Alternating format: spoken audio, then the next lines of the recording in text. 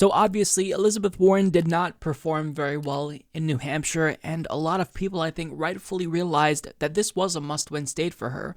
I mean, New Hampshire is Massachusetts' neighbor. Demographically and theoretically, you should be able to pull out a win here, or at least come in second, but she finished in 4th place.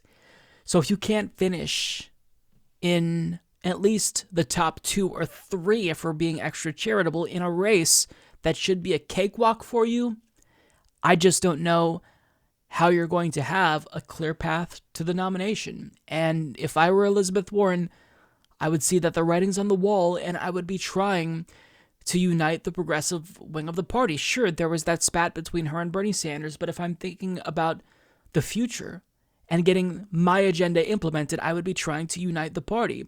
And, she could be trying to position herself for a spot in Bernie's administration or to be the running mate.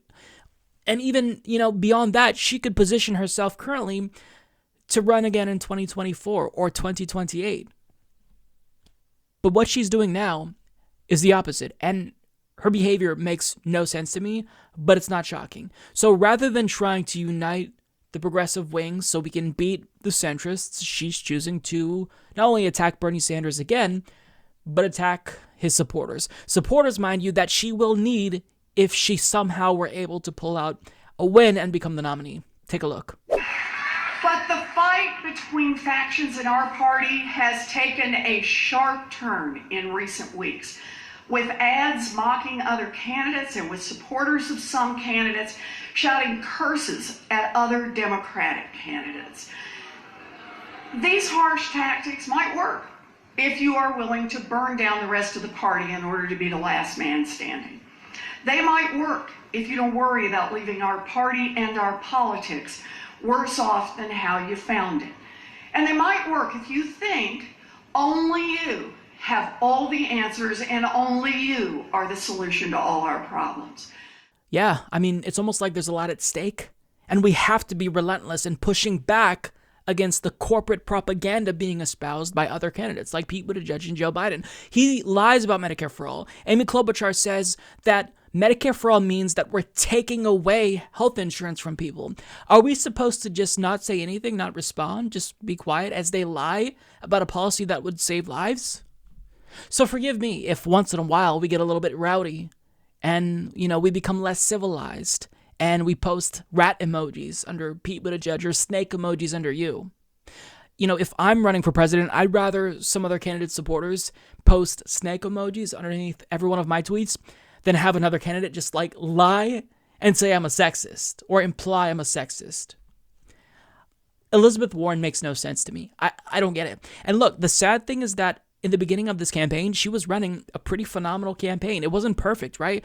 But she had this tagline, "I've got a plan for that." And I thought that was really persuasive. It was policy-oriented. And when you focus on the issues, you can excel. You demonstrate to voters that you know what they need and you're a serious person. Now, there was some blind spots, right? She had a plan for everything but Medicare for All. But then she started to adopt Medicare for All and was a champion for it. She wasn't necessarily the best representative for it, but nonetheless, she still said, "I'm with Bernie Sanders." And now look at her. And I don't know what lane she's trying to carve for herself. I think that Sean put it best on Twitter. He said, "Warren's shift to the center in a field packed with centrist candidates and ones without the progressive baggage of attacking billionaires and the likes was surely a bad move. Wonder what was going on there." I'll tell you what went on. She hired more and more Hillary Clinton alum and Obama operatives, and now she's basically indistinguishable from most centrists. She's not talking about how she has a plan for everything or big structural reform. She's talking about how many selfies she takes. She's talking about the Democratic Party's core values, whatever that will mean. It's sad. It's really sad. And she doesn't realize that being progressive is the ticket. That's her lane. You can't pick a lane and then change lanes late in the game, right? She started to slide when she moved away from Medicare for All, and her supporters will say, "Look, all these Bernie bros are lying about her. She does support it." She split it up into 2 different pieces of legislation. Everybody with a brain knows that a sitting president will become less popular as their term goes on. So if you think that she's going to get it passed in her third year and she's able to survive her first midterm, and not lose the House or the Senate, you're delusional. So that was a political maneuver to make sure she could move away from Medicare for all, but at the same time still have plausible deniability and say, I support it. No, we have to read between the lines. We have to see that these candidates, they are taking political positions for purposes of political expediency, and they will do what they need to do if they think that's going to help them win. Elizabeth Warren is a politician like everyone else, and she's no different, and we're seeing that right now. And on top of that, the things that she says here don't even make sense to me. She says, these harsh tactics, these attacks might work if you're willing to burn down the rest of the party in order to be the last man standing. Except, you know what? I kind of do want to burn down the rest of this fucking party, Elizabeth Warren. Half the party, more than half actually, they're just rank corporatists. They take money from Wall Street. Multinational corporations. We get nothing. So how could you not want to burn down the party? Donald Trump was elected in 2016 because what people wanted was to throw a brick through the glass of the establishment's house because nothing was working. They tried Obama. So now they're trying Trump because they're desperate, their wallets aren't getting fatter, and they're more susceptible to radicalization. So a demagogue was able to take advantage of them. Like, how could you not want to burn down the rest of the party? This party is fucked. Who supports Democrats? Who's enthusiastic to be a Democrat? I'll tell you who. Less than a quarter of the population. Because when you look at public opinion polls, more people identify as an independent than they do Republican or Democrat. So nobody gives a fuck about party loyalty. I couldn't care less about Democrats versus Republicans. I want good policy that helps people. That's it. I don't care about, the Democratic Party. This party has fucked us through and through. So if you think that I give a shit about them, I don't give a fuck. I want policy they're not delivering. So burn it down if we have to burn it down. That's the way I feel, Liz. And the fact that she doesn't acknowledge that, she doesn't acknowledge that voters are desperate currently, shows how out of touch she is. And it shows that all of these people who she hired are ruining her campaign. Why would you hire Hillary Clinton alum? They are losers. Why would you hire Obama operatives? When you yourself took issue with Obama, don't you think that that's going to influence you?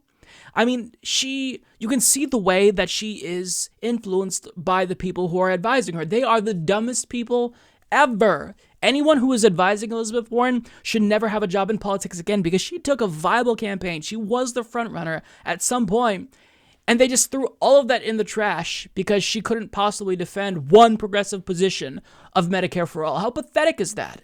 I don't know if it's because she's forming some type of VP deal with Pete Buttigieg or Amy Klobuchar. I don't know what's going on. I don't know what's going through her head. But all I know is that the people who are advising her are misleading her. They're taking her in a horrible direction. And at this point, I don't even know that she would endorse Bernie Sanders if she dropped out. Like, she might even endorse Klobuchar because I don't know what she's talking about. No substance. There's just nothing there now. She's talking about selfies constantly. It's like what we saw from Kamala when she was about to drop out. She backed away from Medicare for all. And so the only thing that she had and pretended to be passionate about was getting Trump banned from Twitter. That's what Elizabeth Warren is doing now with selfies. And I'm trying to not attack Elizabeth Warren and be overly critical because I know there's a lot of supporters of her that could potentially come over to Bernie Sanders, and I don't want to drive them away. Like about 50% of her supporters say that Bernie Sanders is their second choice. But you've got to understand, as Bernie Sanders supporters, this election is life or death. It's make or break. And what a lot of us see is we're marching straight towards apocalypse, climate catastrophe. And it doesn't matter which Democrat is elected, we're still heading towards apocalypse. We're just going a little bit slower. And Bernie Sanders, and at one point, possibly Elizabeth Warren, seemed like they were offering us this off-ramp, right?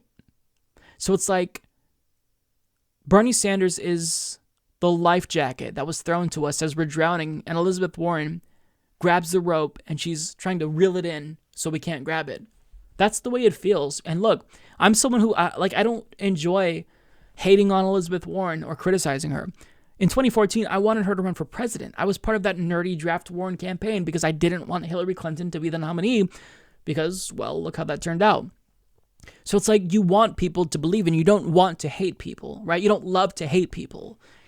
You want people to believe in. And Elizabeth Warren was one of those people, but I don't believe in her anymore. I don't even know what she's doing. She could be uniting the party. She could be uniting progressives. She could be positioning herself for a Sanders-Warren ticket, and she's just slapping us across the face once again. What a disappointment Elizabeth Warren turned out to be.